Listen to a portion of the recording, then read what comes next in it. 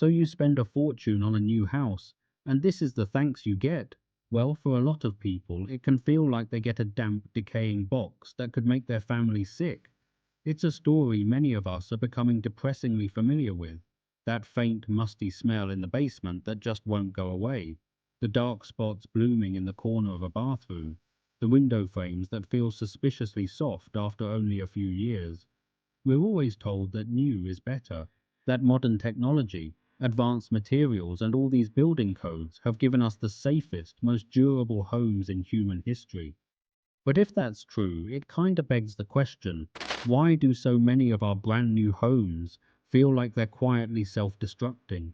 Why are we spending thousands on mold remediation and structural repairs for buildings that are practically infants? Now consider this. In the year 1292, Cistercian monks near Oxford built the great Coxwell Barn, using little more than mud, animal dung, and oak trees. This medieval tithe barn has stood on that spot for 732 years. It's seen blizzards that would make your heating bill look like pocket change, floods that modern drainage systems couldn't handle, and blistering heat that would crack modern materials. It has witnessed empires rise and fall. It was built before the invention of the printing press, before the discovery of electricity, before the very idea of modern science was even a thing.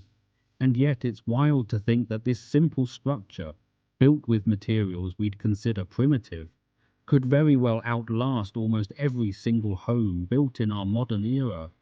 How is that possible?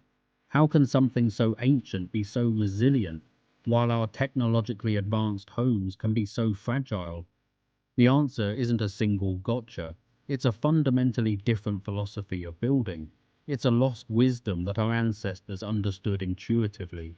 The answer lies in four forgotten secrets that our modern building industry has, in its pursuit of speed and profit, almost completely ignored. And the first secret, believe it or not, involves a healthy dose of animal manure. You heard that right. One of the keys to building a structure that lasts for centuries is a material we now spend millions to get rid of. It sounds primitive, even disgusting. But what if I told you that this gross ingredient is part of an ingenious system that prevents the toxic black mold that plagues our modern hermetically sealed homes? That it allows a building to breathe, actively managing moisture and defeating rot from the inside out? This barn is more than just an old building, it's a masterclass in survival. And by the end of this journey, you'll understand not only why your new house might be a ticking time bomb, but also the profound and elegant wisdom of builders who couldn't read or write yet created structures that would outlast empires. Let's unravel the first secret, the alchemy of mud. They mixed magic from dirt. Okay, so when you walk into a modern home, you're basically walking into a plastic box. We are obsessed with sealing our homes as tightly as possible. We wrap them in vapor barriers, install fancy windows that don't open, and use spray foam insulation to plug every conceivable gap. The goal is thermal efficiency. We want to trap the air we've paid to heat or cool inside. It makes sense on an energy bill, but in doing so, we've created a paradox. We've built houses that can't breathe. Every single day, a typical family produces an astonishing amount of moisture inside their home. We're talking gallons of water vapor from cooking, showering, doing laundry, and even just breathing. In an old drafty house, that moisture would find 1,000 tiny ways to escape through cracks and gaps. But in our modern airtight boxes, it has nowhere to go. It gets trapped in the wall cavities, soaking into the insulation, condensing on the back of the drywall, and seeping into the wooden frame. And in that dark, damp, stagnant environment, something inevitable begins to happen: mold. It's the silent sickness of modern construction. We've basically designed the perfect petri dish and then hidden it behind our freshly painted walls. And the materials we use make it even worse. Plywood, oriented strand board, OSB, and drywall are essentially wood products that have been chopped up and glued back together with synthetic adhesives. When they get wet, they don't just absorb moisture, they act like a sponge and start to break down, becoming an all-you-can-eat buffet for fungi and bacteria. This isn't just a cosmetic problem, It's a potential structural and health catastrophe waiting to happen. We're seeing it in homes barely 10 years old, black mold blooming behind walls, respiratory problems, thousands in remediation costs.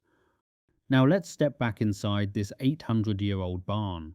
There is no plastic vapor barrier here, no spray foam, no drywall.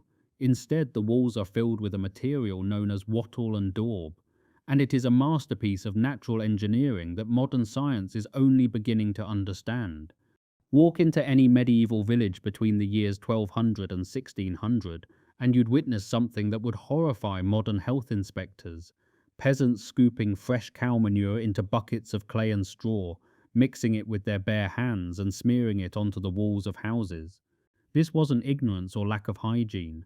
This was genius passed down through generations. The process begins with the wattle.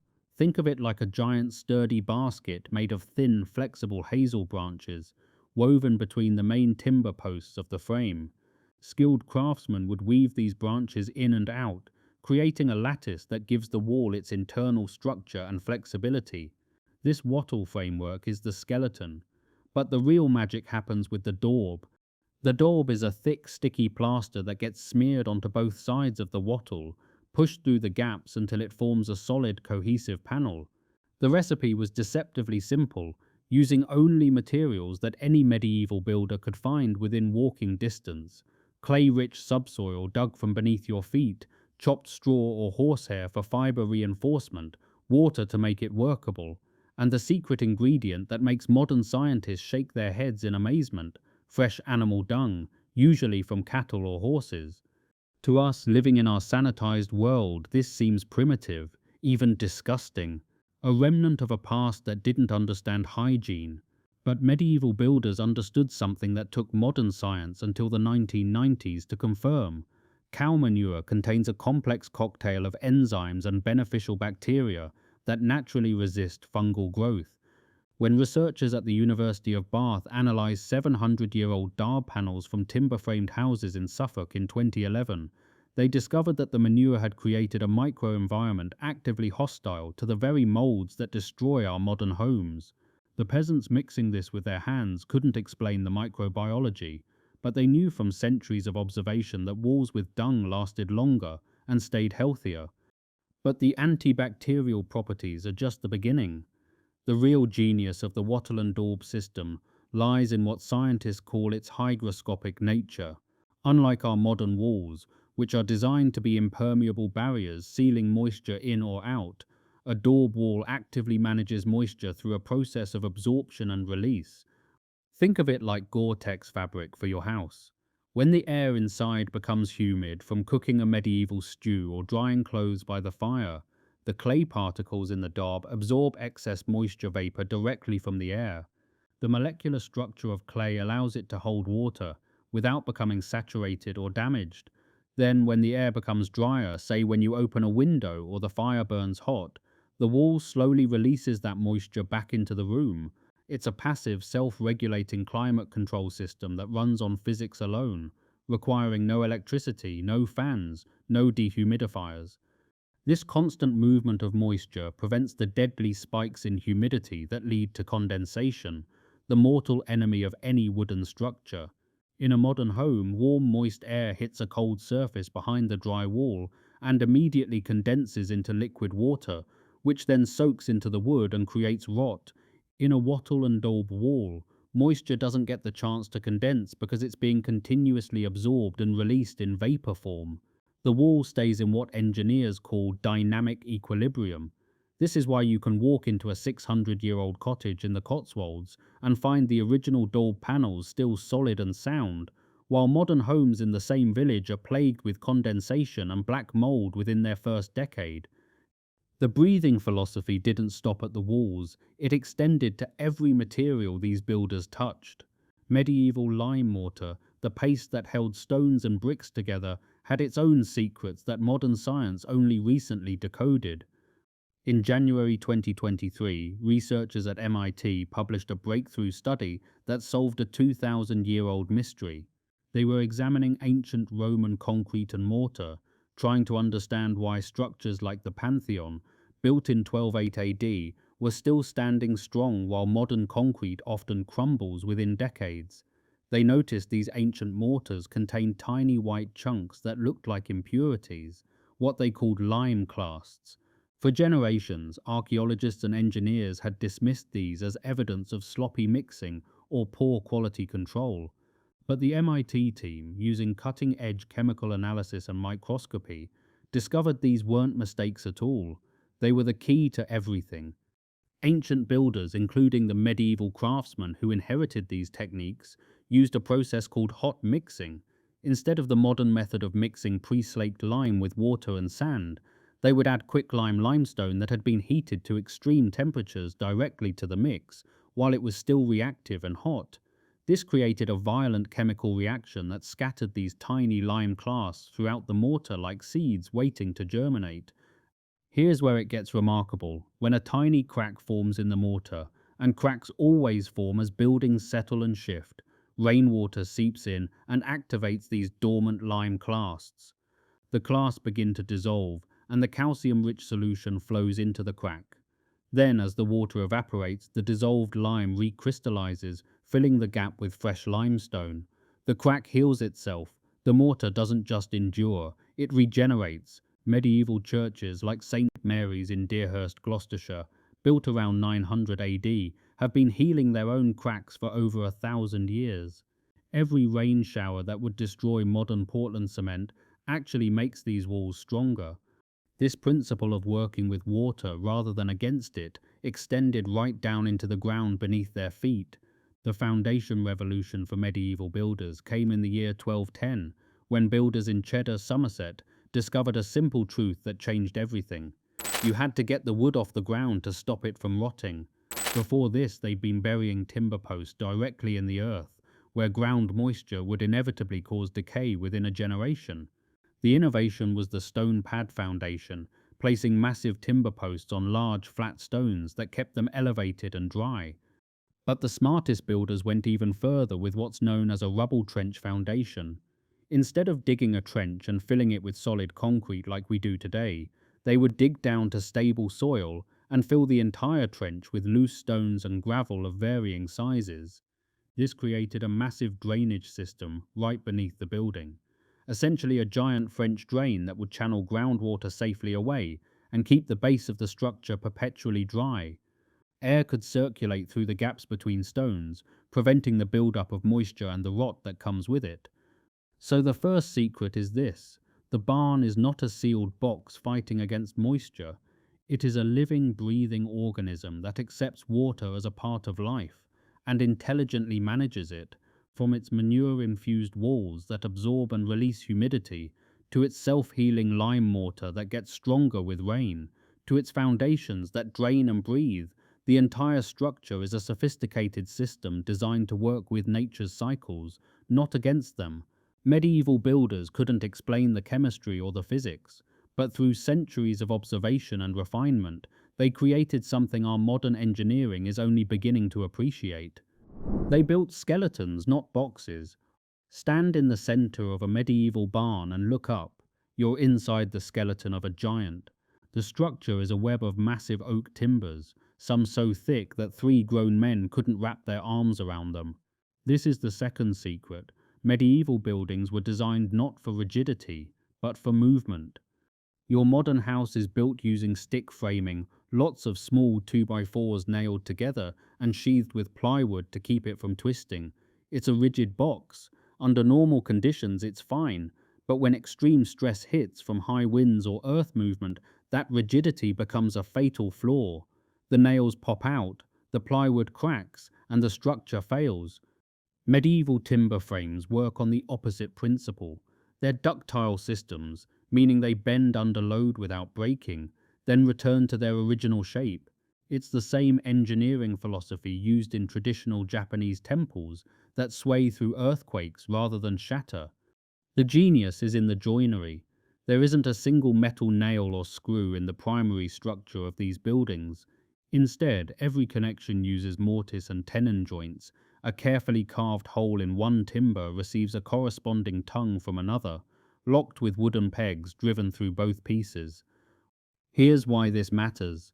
A nailed joint concentrates all the stress at a single point. A mortise and tenon joint distributes the load across massive surface area of wood touching wood. But the wooden pegs are the subtle genius. Metal nails rust and eat away at the surrounding wood. Medieval builders used hardwood pegs, often oak or ash, that swell and shrink at slightly different rates than the main beams. Across the seasons, the pegs constantly retighten the joint. Instead of loosening with age, these connections can actually get stronger. The Great Storm of 1703 destroyed thousands of buildings across southern England.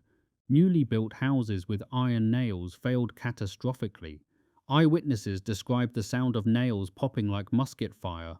But the medieval timber frames, they groaned, they flexed, each joint giving a fraction of an inch, and when the storm passed, they stood exactly as before. Some of those same buildings are still standing in 2025. The construction process itself was remarkable. Master carpenters would cut and fit every joint in their workshops, testing each connection and marking pieces with Roman numerals or symbols. It was like a massive wooden puzzle, designed to be assembled just once, perfectly.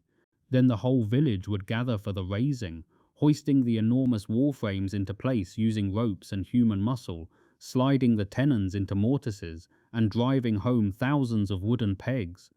A single frame from a medieval hall house might contain 200 individual joints, each one hand-carved to tolerances of less than a millimeter, all done with chisels and augers by craftsmen who couldn't write their own names but could read wood grain like a language.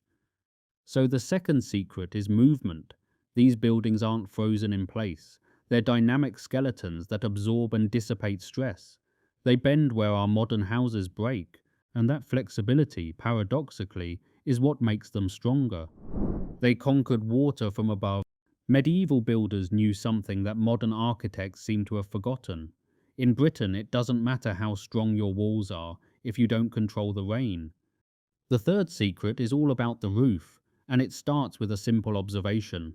Look at any surviving medieval building, whether a peasant cottage or a grand cathedral, and you'll notice two things. The roof is absurdly steep, and the eaves extend far beyond the walls. The pitch of a medieval roof typically sits between 50 and 55 degrees. Why? Because at that angle, rain and snow don't just drain, they shoot off like they're being flung. There's no time for water to find a gap between tiles or soak through thatch. The steeper the pitch, the faster water moves, and the less damage it can do. But the real defensive weapon is the eaves. These massive overhangs, often extending 3 feet or more beyond the wall, act like a permanent umbrella. They're the building's baseball cap, protecting the vulnerable junction between wall and ground from rain and harsh sun. It's such an elegant solution, yet modern houses have largely abandoned it in favor of box-like designs, where rain runs straight down the walls. For important buildings like barns and manor houses, they used materials that could outlast generations. Slate, quarried from places like Cornwall and Wales, could last 500 years. A single slate tile from a medieval roof might see 20 generations of the same family born and die beneath it. But here's what separates medieval thinking from modern. They didn't expect perfection, they expected failure, and they designed for it. A slate roof might have 10,000 individual tiles. Eventually, one would crack.